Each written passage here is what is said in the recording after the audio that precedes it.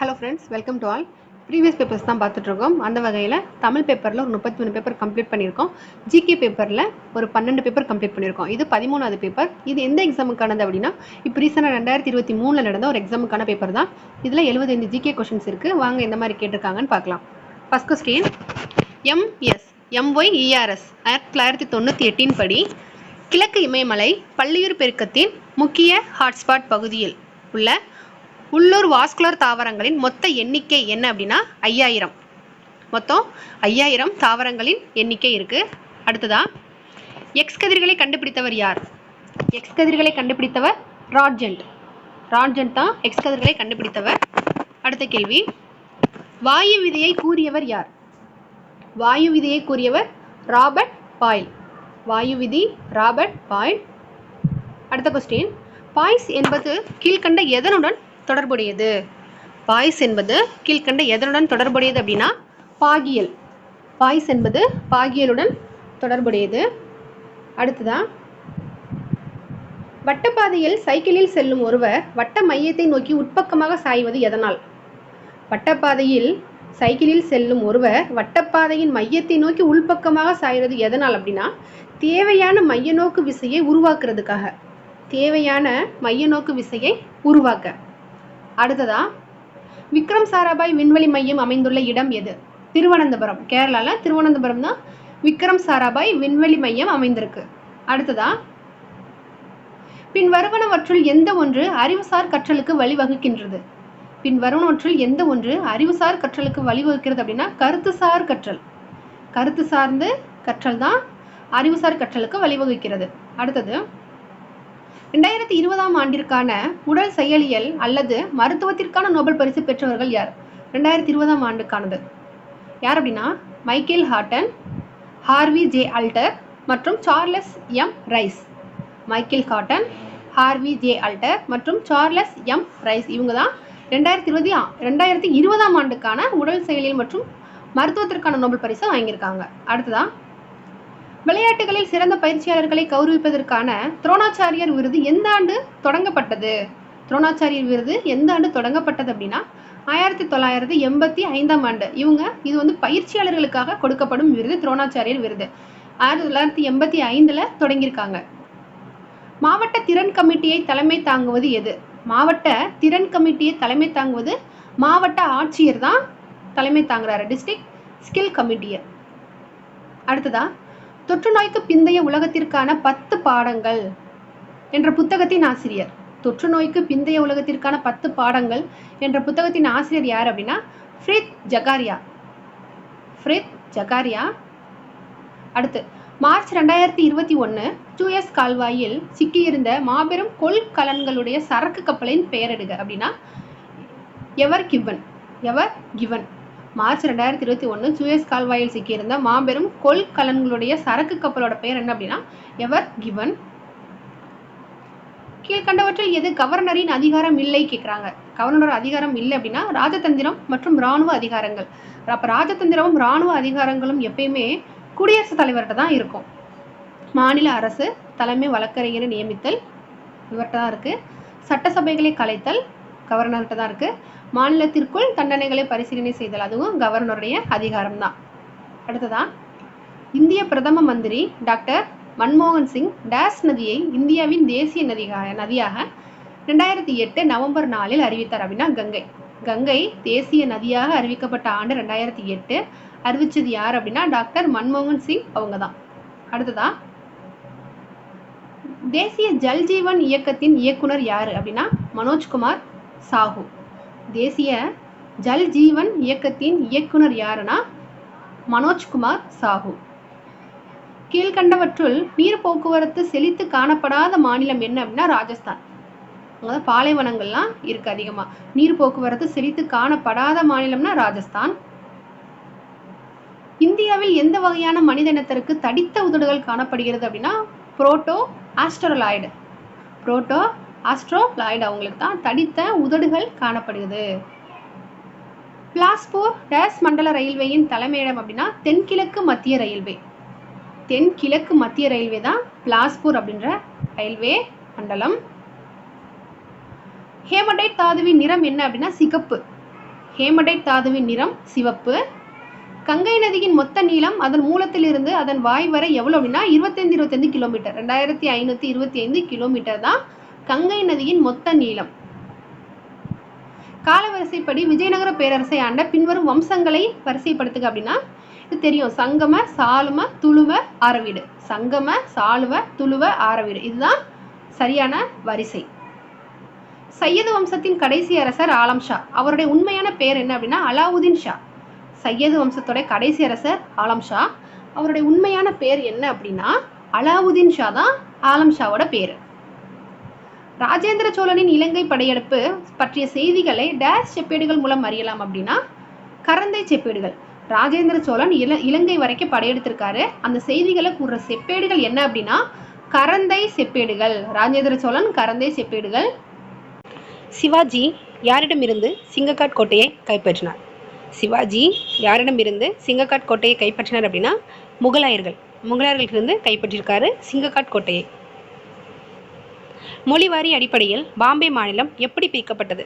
மொழிவாரி அடிப்படையில் பாம்பே மாநிலம் எப்படி பிரிக்கப்பட்டது அப்படின்னா மகாராஷ்டிரா மற்றும் குஜராத்தா பிரிக்கப்பட்டது.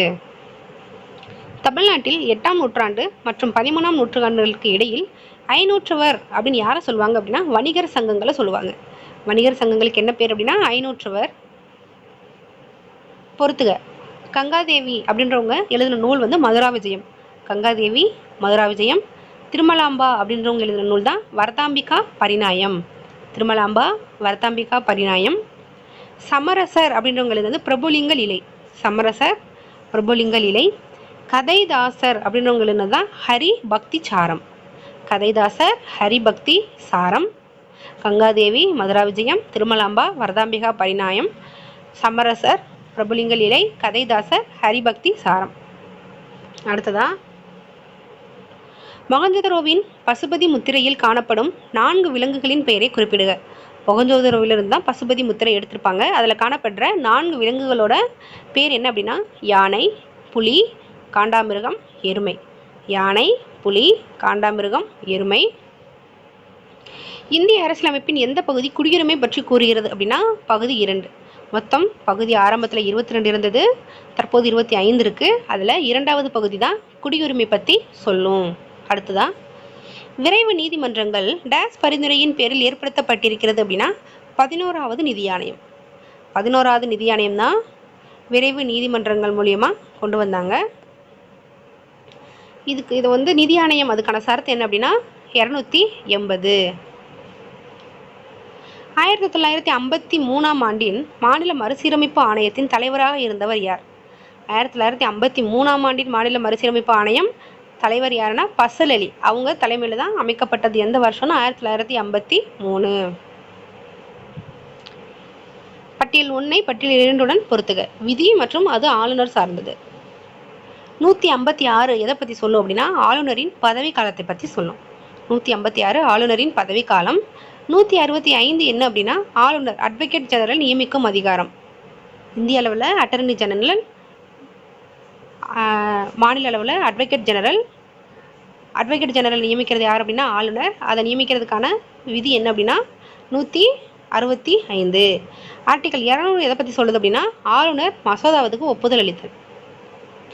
ஆர்டிகல் 200 வந்து ஒரு ஆளுநர் மசோதாவுக்கு ஒப்புதல் அளிக்கிறத பற்றி சொல்லும். ஆர்டிகல் 155 எதை பற்றி சொல்லுது அப்படின்னா ஆளுநரை நியமித்தல். ஆர்டிகல் 155 ஆளுநரை நியமித்தல். அடுத்ததா கீழ் சொல்லப்பட்ட இந்திய அரசியலமைப்பில் பண மசோதா என்ற சொல் எந்த விதியில் வரையறுக்கப்பட்டுள்ளது அப்படின்னா பண மசோதா அதை சொல்கிற விதி என்னன்னா 110. பண மசோதாவை சொல்லும் விதி 110. இந்திய அரசியலமைப்பு சட்டத்தில் அடிப்படை கடமைகள் என்னும் தலைப்பின் கீழான சரத்துக்கள் எந்த சட்ட திருத்தம் மற்றும் திருத்தங்களின் படி சேர்க்கப்பட்டுள்ளன அப்படின்னா 42 மற்றும் 86. முதல்ல அடிப்படை கடமைகள் அப்படின்னு ஒன்று கிடையாது. இந்திய அரசியலமைப்பு உருவானப்போ ஸ்வரன்சிங் கமிட்டி அடிப்படையின் பெயரில் 42வது சட்ட திருத்தம் 1976 10 கடமைகள் சேர்க்கப்பட்டது. அதுக்கப்புறமா 2002 வருஷம் 86வது சட்ட திருத்தத்தின்படி 11வது கடமையாக சேர்த்துருக்காங்க. தற்போது 11 அரசியலமைப்பு கடமைகள் இருக்குது. அப்போது இதுக்கான விடை என்னென்னா 42 மற்றும் 86. அடிப்படை உரிமைகளின் மீதான கட்டுப்பாடுகளை விதிக்கும் அதிகாரத்தினை கொண்டவர் யார்? அடிப்படை உரிமைகளின் மீதான கட்டுப்பாடுகளை விதிக்கும் அதிகாரம் யாருக்கு அப்படின்னா பாராளுமன்றத்திற்கு இருக்கு. கீழ்கண்டவற்றுள் சரியாக பொருந்தாத கூற்று என்ன அப்படின்னா பகுதி 2 அடிப்படை கடமைகள், அது மட்டும்தான் சரியாக பொருந்தாதது. ஏன்னா அடிப்படை கடமைகள் பகுதி 4 ஏல இருக்கும். அப்போ பகுதி 2 எதை பற்றி சொல்லும் அப்படின்னா குடியுரிமை பற்றி சொல்லும். பகுதி 1 யூனியன் பிரதேசங்கள் சரிதான். பகுதி 4 வழிகாட்டு நெறிமுறை கோட்பாடுகள், அதுவும் சரி. பகுதி 6 மாநில அரசாங்கம், பகுதி 5 மத்திய அரசாங்கம். அப்போ அனைத்துமே சரி. பகுதி 2 அது மட்டும் தவறு. இரண்டாவது ஐந்தாண்டு திட்டம் டேஸ் அதிக முன்னுரிமை அளிக்கிறது அப்படின்னா தொழில்மயமாக்கலுக்கு அதிக முன்னுரிமை அளிக்கிறது. இரண்டாவது ஐந்தாண்டு திட்டம் மகளிர் நோவிஸ் மாதிரி அடிப்படையில் கொண்டு வந்திருப்பாங்க. அது தொழில்மயமாக்கலுக்கு அதிக முன்னுரிமை அளித்தது. இதுக்கான வருஷம் என்னன்னா 1956 1961 வரைக்கும். அடுத்ததா இந்தியாவில் நிதி கொள்கை வடிவமைக்கப்படுவது பின்வருவனவற்றில் எது அப்படின்னா நிதி அமைச்சகம். இந்தியாவில் நிதி கொள்கை யார் வடிவமைக்கிறாங்க அப்படின்னா நிதி அமைச்சகம். HYVP உயர் விளைச்சல் வகை திட்டத்தில் கீழ்கண்டவற்றுள் எந்த பயிர் உணவு பயிர் கீழ் வரவில்லை அப்படின்னா கரும்பு. அது மட்டும் இல்லை, கோதுமை, கம்பு, சோளம் இதுக்கு கீழே வருது. அடுத்ததா மத்திய மதிப்பு கூட்டப்பட்ட வரி மற்றும் சேவை வரிகளின் புதிய வரியின் பெயர் என்ன அப்படின்னா பண்டங்கள் மற்றும் பணிகள் மீதான வரி, GST. மத்திய மதிப்பு கூட்டப்பட்ட வரி மற்றும் சேவை வரியின் புதிய வரியின் பெயர் என்ன அப்படின்னா பண்டங்கள் மற்றும் பணிகள் மீதான வரி. பின்வருவனவற்றை காலவரன் முறைப்படி சரியாக பொருத்துக அப்படின்னா 3.1.2.4 3 என்ன பூனா ஒப்பந்தம் 1931 நடைபெறும். வெள்ளையனே வெளியேறு 1942. அமைச்சரவை குழு சிம்லா மாநாடு 1945. அமைச்சரவை குழு 1946. அப்போது ஃபஸ்ட்டு 3, 1, 2, 4 சரியான காலவரிசை. இந்திய திட்டமிடல் ஆணையத்தின் தலைவர் யார் அப்படின்னா பிரதம மந்திரி. இந்திய திட்டமிடல் ஆணையத்தின் தலைவர் பிரதம மந்திரி. அடுத்ததா மக்கள் பங்கேற்பு சார்ந்த திட்டமிடல் எந்த ஐந்தாண்டு திட்டத்தில் முன்னிலைப்படுத்தப்பட்டது? மக்கள் பங்கேற்பு சார்ந்த திட்டமிடல் எந்த ஐந்தாண்டு திட்டத்தில் முன்னிலைப்படுத்தப்பட்டது அப்படின்னா 9ஆம் ஐந்தாண்டு திட்டம். சரியான வாக்கியத்தை தேர்வு செய்க. 1857 கழகத்தை பல்வேறு வரலாற்று ஆசிரியர்கள் பல்வேறு பெயர்களில் அழைத்தார்கள். சர் ஜான் சினி இதை இராணுவ கழகம் என அழைத்தார். வீர் சவார்கர் இதை இந்திய தேசிய சுதந்திர போர் என பெயரிட்டார். RC மஜும்தார் இதை மிகப்பெரிய தேசிய எழுச்சி என பெயரிட்டார். KM பணிக்கர் இதை சிப்பாய் கழகம் என அழைத்தார். அனைத்தும் தவறு. ஒன்னேன்னு மட்டும் சரி. என்ன அப்படின்னா வீர சவார்கர் இதை இந்திய தேசிய சுதந்திர போர் அப்படின்னு சொல்லிட்டு அழைச்சிருக்காரு. இந்த வார் ஆஃப் இந்தியன் இண்டிபெண்டன்ஸ். வீர சவார்கர் இதை இந்திய தேசிய சுதந்திர போர் என அழைத்தார். அது மட்டும்தான் சரி. நேரு டெல்லி உடன்படிக்கையை லியாக்கத் அலிகானுடன் கையெழுத்திட்ட தேதி என்ன அப்படின்னா 1950 ஏப்ரல் 8. நேரு டெல்லி உடன்படிக்கையை லியாக்கத் அலிகானுடன் கையெழுத்திட்ட தேதி என்னன்னா 1950 ஏப்ரல் 8. அடுத்ததா 1940 தனிநபர் சத்தியாகிரகம் செய்த முதல் சத்தியாகிரகி யார் அப்படின்னா வினோபாவே. ஆச்சாரிய வினோபா பாவே. 1940 தனிநபர் சத்தியாகிரகம். சுதேசி நீராவி கப்பல் கம்பெனி பதிவு செய்யப்பட்ட நாள் என்ன அப்படின்னா 1906 அக்டோபர் 16. சுதேசி நீராவி கப்பல் கம்பெனி பதிவு செய்யப்பட்ட நாள் 1906 அக்டோபர் 16. டேஸ் தேஷ்பந்து சித்ராஞ்சன் தாஸின் தீவிர கூட்டாளி மற்றும் தேசிய கல்லூரியின் முதல்வராக பணியாற்றினார். யாருன்னா சுபாஷ் சந்திர போஸ். சுபாஷ் சந்திர போஸ் தேஷ்பந்து சித்ராஞ்சன் தாஸின் தீவிர கூட்டாளி மற்றும் தேசிய கல்லூரியின் முதல்வராகவும் பணியாற்றினார். அகில இந்திய மாநில இடதுசாரிகளின் மக்கள் மாநாடு டேஸாம் ஆண்டு நடைபெற்றது. அகில இந்திய மாநில இடதுசாரிகளின் மக்கள் மாநாடு நடைபெற்ற ஆண்டு என்னன்னா 1936. பின் வருபவர்களில் யார் 1890 இந்திய சமுதாய சீர்திருத்தவாதியை தொடங்கினார்? பின் வருபவர்களில் யார் 1890 இந்திய சமூக சீர்திருத்தவாதி அதை தொடங்கினார் அப்படின்னா KN நடராஜன். KN நடராஜன். பொறுத்துக. குறிஞ்சி வேட்டையாடுதல், குறிஞ்சி மலை வேட்டையாடுதல், பாலை சூறையாடல், முல்லை களையெடுத்தல், மருதம் முல்லைதான் காலை தழுவுதல் ஏறு தழுவுதல், மருதம் களை எடுத்தல், குறிஞ்சி வேட்டையாடுதல், பாலை சூறையாடல், முல்லை காலை தழுவுதல், மருதம் களை எடுத்தல். விடுதலை எல்லாம் கிளர்ச்சியால் வெல்லும், விடுதலை வேட்கை வெறிகொண்ட வீரன் என பாரதிதாசனை புகழ்ந்து பாடியவர் யாருன்னா நாமக்கல் கவிஞர் வே. ராமலிங்கம். விடுதலை எல்லாம் கிளர்ச்சியால் வெல்லும், விடுதலை வேட்கை வெறிகொண்ட வீரன் என பாரதிதாசனை புகழ்ந்து பாடியவர் நாமக்கல் கவிஞர் வே. ராமலிங்கனார். பிரபந்த மாலை என்று சிறப்பிக்கப்படும் இலக்கியம் என்ன அப்படின்னா 11ஆம் திருமுறை. 11வது திருமுறை மட்டும்தான் பிரபந்த மாலை அப்படின்னு அழைக்கப்படுது. சி.என். அண்ணாதுரையின் எந்த புத்தகம் 1950ஆம் ஆண்டு தடை செய்யப்பட்டது அப்படின்னா ஆரிய மாயை. சி.என். அண்ணாதுரை அவங்க எழுதுறது ஆரிய மாயை அப்படின்ற நூல். அது 1950ல் தடை செய்யப்பட்டது. ஈவேரா பெரியார் எப்போது திராவிட நாடு கோரிக்கையை முன்வைத்தார்? ஈவேரா பெரியார் திராவிட நாடு அப்படின்ற கோரிக்கையை முன்வைத்த ஆண்டு 1939. பிராமணர் அல்லாதோர் பிரகடனம் வெளியிடப்பட்ட ஆண்டு என்னன்னா 1916. பிராமணர் அல்லாதோர் பிரகடனம் 1916. 1944 சேலத்தில் நடைபெற்ற நீதி கட்சி மாநாடு. அதை தலைமை தாங்கி நடத்தியவர் யார் அப்படின்னா ஈவே ராமசாமி. சேலம் மாநாடு 1944 நடைபெற்றிருக்கும் நீதி கட்சி மாநாடு. அது தலைமை தாங்கினது யார் அப்படின்னா ஈவே ராமசாமி அவங்க தான். பொறாமை, ஆசை, சினம், கடுஞ்சொல் ஆகியவற்றிற்கு இடம் கொடுக்காமல் வாழ்வதே சிறந்தது என்று வள்ளுவர் எந்த அதிகாரத்தில் குறிப்பிடுகிறார் அப்படின்னா அரண் வலியுறுத்தல். அழுக்காறு அவாவேகளி இன்னாசொல் நான்கும் இழுக்காய் என்றது அறம் வரும். அதான் அது எந்த அதிகாரத்தில் குறிப்பிட்டிருக்காங்க அப்படின்னா அரண் வலியுறுத்தல். டேஸ் டேஸ் டேஸ் இவை இரண்டும் தென்றென்க மன்னவன் கண். அதாவது ஒற்றும் நீதி நூலும் இவை இரண்டும் தென்றென்க மன்னவன் கண். வள்ளுவர் குறிப்பிடும் 2 கண்கள் என்ன அப்படின்னா ஒற்றும் நீதி நூலும். கனியிருப்ப காய் கவர்ந்தற்று என திருக்குறள் எதை கூறுகின்றது அப்படின்னா இனிய உளவாக இன்னாத கூறல். இனிய உளவாக இன்னாத கூறல் கனியிருப்ப காய் கவர்ந்தற்று.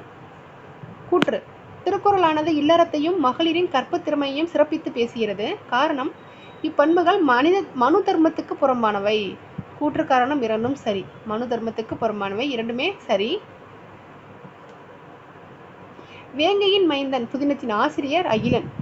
வேங்கையின் மைந்தன் அந்த புதினத்தின் ஆசிரியர் அகிலன். ஆதியும் அந்தமும் இல்லா அரும்பெரும் என்னும் பாடலடி இடம்பெற்ற நூல் திருவெம்பாவை.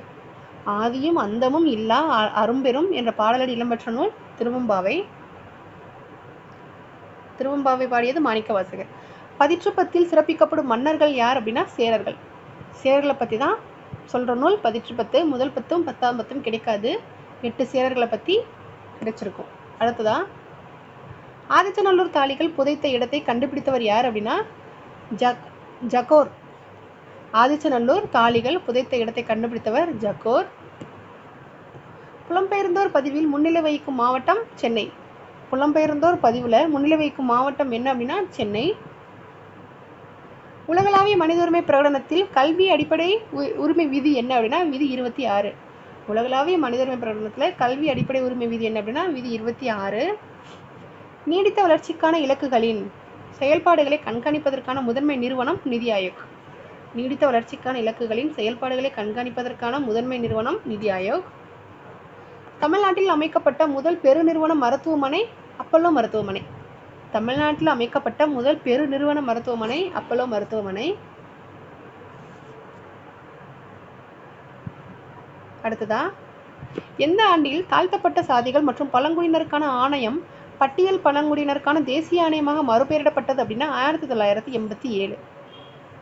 தாழ்த்தப்பட்ட ஜாதிகள் மற்றும் பழங்குடியினருக்கான ஆணையம் பட்டியல் பழங்குடியினருக்கான தேசிய ஆணையமாக மாற்றப்பட்டது என்ன அப்படின்னா 1987.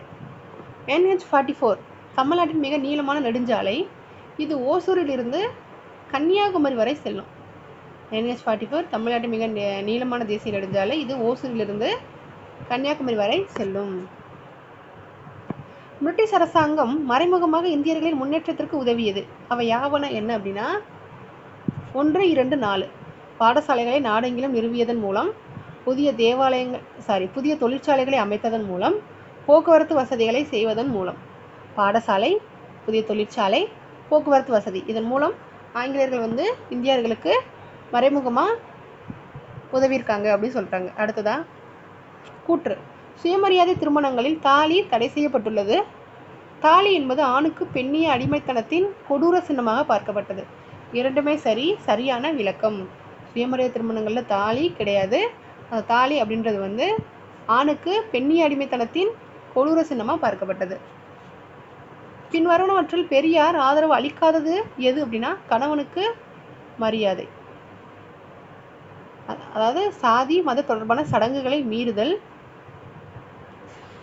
மங்கள சூத்திரத்தை மறுதளித்தல், குழந்தை பராமரிப்பில் கணவன் மனைவிக்கு சம பொறுப்பு. இப்போ கணவனுக்கு மரியாதை, அது மட்டும் ஆதரவு அளிக்காதது. பொறுத்துக. பரவலான மாறுபாடுகளை காட்டும் மாநிலங்களை சரியாக பொறுத்துக அப்படின்னா பரவலான மாறுபாடுகள். அதில் ஒப்பீட்டளவில் குறைந்த வருமானத்துடன் உயர் மனித வளர்ச்சி என்ன அப்படின்னா கேரளா. ஒப்பீட்டு அளவில் குறைந்த வருமானத்துடன் உயர் மனித வளர்ச்சி என்ன அப்படின்னா கேரளா. அதிக வருமானத்தில் குறைந்த மனித வளர்ச்சி யார் அப்படின்னா ஹரியானா. ஹரியானாவில் அதிக வருமானம் ஆனால் மனித வளர்ச்சி என்னமோ குறைவு என்ன அப்படின்னா ஹரியானா. வேகமான பொருளாதார வளர்ச்சி மற்றும் மெதுவான மனித வளர்ச்சி யாருன்னா ராஜஸ்தான்.